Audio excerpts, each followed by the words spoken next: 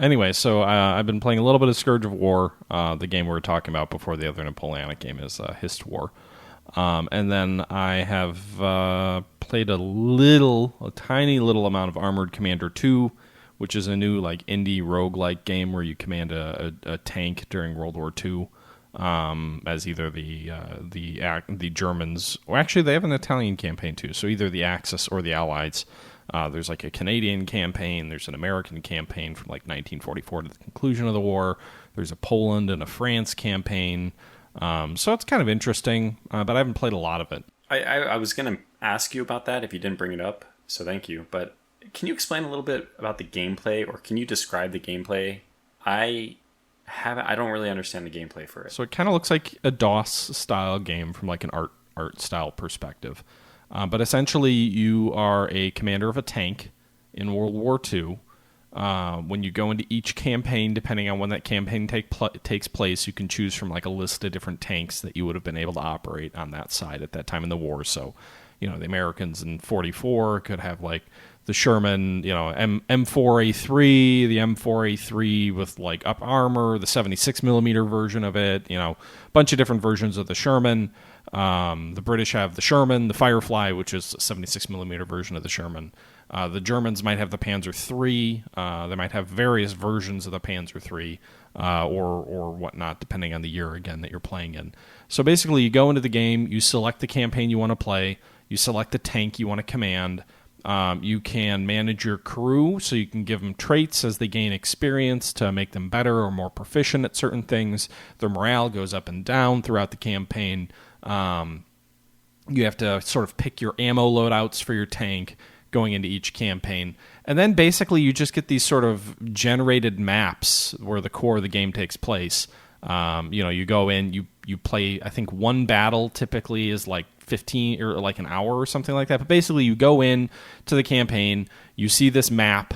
Every day you get a map of like a combat map that you have to sort of advance across and take different strategic points or destroy the enemy on the map. And you just kind of drive your tank around the map in 15 to 1 hour increments. And then when you enter a section of the map that has enemy troops, which you generally don't know if there's enemy troops in there or not, you have to fight the enemy. If you defeat them, you take over that section of the map. And then you slowly, ever so slowly, progress your way across the map to take these key strategic points. When you're fighting the battles, like, if you go into a section of the map and there's bad guys in there, you'll go into like this battle map, which sort of puts your tank in the center of the map, and enemy units can spawn all over the map. And then you kind of drive around the map and try and destroy them. And, you have all these different variables that affect your ability to sight or destroy the enemy. If your tank is buttoned up, you can't see as far. If your tank is moving, you're not as accurate when you shoot. Depending on the angle that the shells hit your armor, it may penetrate or may not. As you move around, you have to assign crew members different jobs, be it spotting, reloading, operating the machine gun. As you fire at the enemy, you have different chances of penetrating the armor or destroying the unit, and kind of a lot of dice rolls. It's a very slow game. As I think most roguelikes are. It's hard for me to describe because I've never really played this kind of a game before, but it's a very long game. It takes a lot of time to play out, but it's also very easy to die. If your tank gets hit, there's a chance it gets penetrated. If it gets penetrated, there's a chance that it gets destroyed. If it gets destroyed, there's a chance that each one of your individual crew members can be killed or wounded. If your character itself is killed, then you lose the game. So wait, is it a little bit? It kind of sounds like a little bit like a Legionary's Life. Is there any parallel there? I think a Legionary's Life is a roguelike as well. What I would say is this game is much slower pace. A Legionary's Life you can play much more quickly. The 1944 American campaign is like 45 or more days that you fight, and each day is probably including like 10 to 15 battles that you have to fight to take over a map. Lord. Each battle probably takes 10 to 20 minutes. So, like, it's a very time-consuming game. Who do they think these tank drivers are? What tank driver fought in 15 battles? None of them, but as I understand it, that's kind of what roguelikes like Dwarf Fortress and other games like that are like. They very much turn into time sinks. I think A Legionary's Life is a similar style game. It probably counts as a roguelike, but what I would say about a Legionary's Life is I feel like with Armored Commander 2, you're telling the story that you create by what happens in your battles.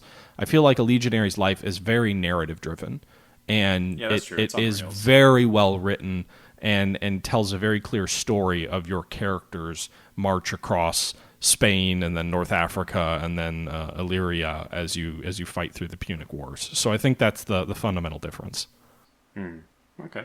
A Legionary's Life to me grounds me more in what's actually going on outside of the battlefield, whereas Armored Core 2 just kind of tells you like, oh, you're in the Polish campaign. It's September 1st. You're fighting a breakout mission. You need to take these 3 golden spots on this map. Go at it. Like there's no, your tank commander comes to you and tells you his daughter was killed in an Allied air raid in Germany and blah, blah, blah. Like there's nothing like that. Okay, so now patent pending, or I should say copyright, on our future game, which is going to be exactly that. The story-driven version of Armored Commander 2, or... I mean, who knows? Maybe more will come. It's in early access, so I mean, the game is definitely not finished yet. But that's kind of one game that I've been playing. I've heard it's done really well. I think the developer said they were expecting to sell a couple hundred copies, and they sold like 1,000 in the first week. Oh, wow. It's only like $7. I mean, if you're into those kind of games, it can be really interesting, but it hasn't really held me all that much. I'm not really interested in playing 30 hours of a game like that. Just not something I'm super interested in.